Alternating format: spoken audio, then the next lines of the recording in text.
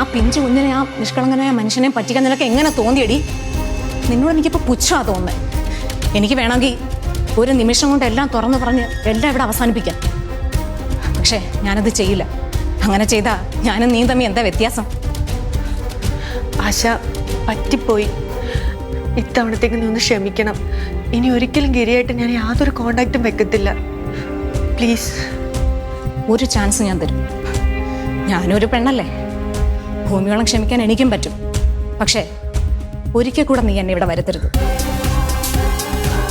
അങ്ങനെ ഒരിക്കൽ കൂടി എന്നെ ഇവിടെ വരുത്തിയ നിന്റെ വേരടക്കം പിഴുതു നശിപ്പിച്ചിട്ട് ഞാൻ ഇവിടുന്ന് പോവും. അത് ഓർത്തോ നീ? കേട്ടോടി?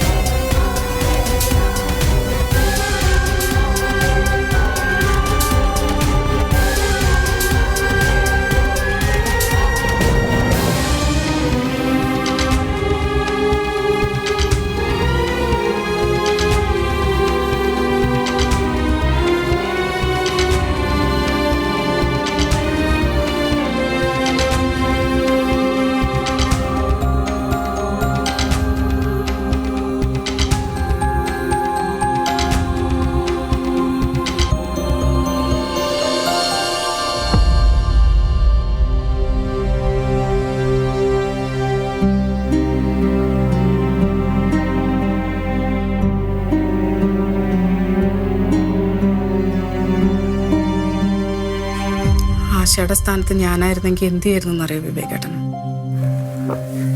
നീ ആയിരുന്നെങ്കിൽ കുറച്ചുകൂടെ ആളെ കൂട്ടി എന്നെ അത്രത്തോളം മാറ്റിച്ചാൽ. അതൊക്കെ അത്ര തന്നെയുള്ളൂ. അതും അതിൻ്റെ അപ്പുറം ചെയ്തന്നെ. പക്ഷെ അതൊന്നും ഒരിക്കലും വിവേകേട്ടനെ തിരിച്ചു കിട്ടാൻ വേണ്ടിയിട്ടായിരിക്കില്ല എന്ന് മാത്രം.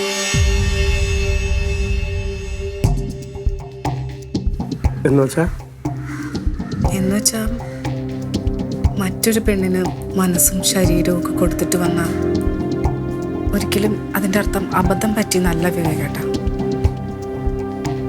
എന്നാ മനസ്സിൽ നിന്ന് മാച്ചു കളഞ്ഞെന്ന് തന്നെയാ. എന്നെ വേണ്ടെന്ന് വെച്ചിട്ട് വേറൊരു പെണ്ണിനെ തേടി പോയ ആളെ പിന്നെ എനിക്കെന്തിനാ വിവേകേട്ട?